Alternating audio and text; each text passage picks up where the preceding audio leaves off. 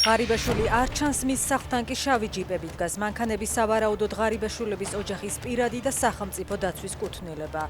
პროკურატურას ისევ არ უთქვამს კონკრეტულად რომელი გამოძიების ფარგლებში გაჩხრიკეს ღარიბაშვილის, ლილუაშვილისა და ფარცხალაძის სახლები.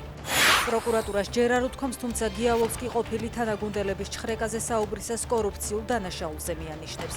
არანაირი კორუფცია, არანაირი გამდიდრება, მით უმეტეს ბიუჯეტის ხარჯზე, ამბობს ვოლსკი და ამტკიცებს, რომ ოცნება ამ პრინციპების ერთგულია. თბილისში არასრულწლოვნებმა ტაქსის მძღოლი დააღაჩაღეს. ჯგუფური ყაჩაღობის ბრალდებით დაკავებულია 5 მოზარდი. პოლიციის ინფორმაციით, ცივი იარაღის მუქარით მათ უცხოეთის მოქალაქე ტაქსის მძღოლს ფული წაართვეს და დაზიანებები მიაყენეს. რუსეთმა უკრაინული დრონების მოგერიებისას ყირიმში საკუთარი ავიაგამონადგურებელი ჩამოაგდო.